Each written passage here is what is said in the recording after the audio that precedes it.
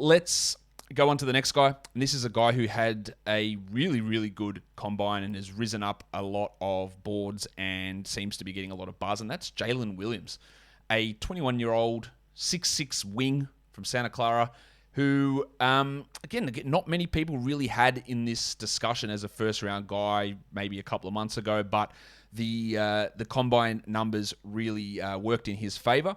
What can you tell us about him? Do you believe that this... First of all, did the combine change your opinion on him? Were you already high on him? Were you already low on him? What's your thought on where Jalen Williams sits now after these numbers have come out? Yeah, so it's a combination of all that stuff. He has been one of the biggest risers. And yeah, he came in, got measured, ended up being like a legit 6'6", 6'7" with long arms. And he just kind of has a really nice all-around game. But as someone that had already watched him a decent amount, I didn't move him too much. I did move him up a few spots. So I had him end of the first round coming into the combine and all that stuff a few weeks ago. Moved him up. I think I've got him like in the 20 to 25 range now. But there's talk of him going lottery, Yeah. which is just a little bit rich for me personally. I do like a lot about his game at the size that he plays at. And, as opposed to some of the other combo-ish guard type players we talked about, the jumper isn't as much of a question. He shot 40% from three last year.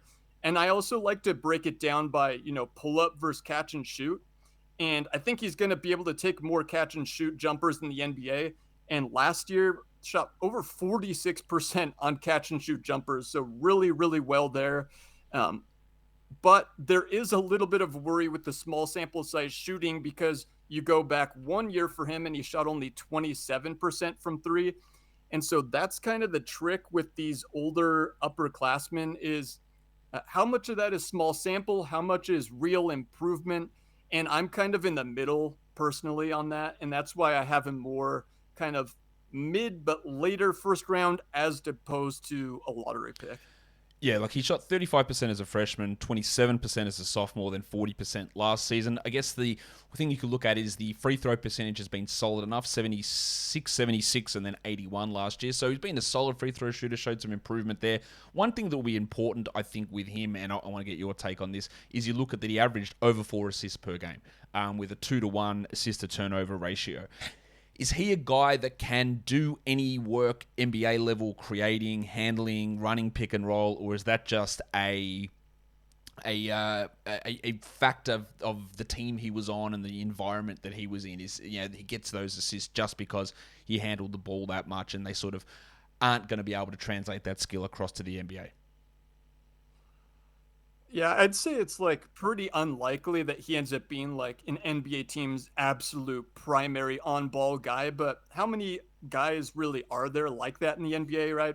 I think his ability to play off of a star, but also help with some ball handling duties is kind of what makes him attractive. Plus the size with, 6'6" with the long wingspan as well.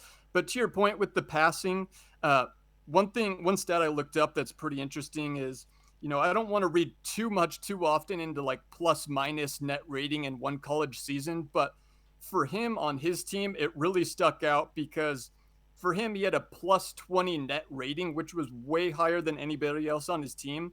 When you dig into the stats, when he wasn't on the floor, the offense fell off a cliff. They were like 13 points per 100 worse when he was off the court.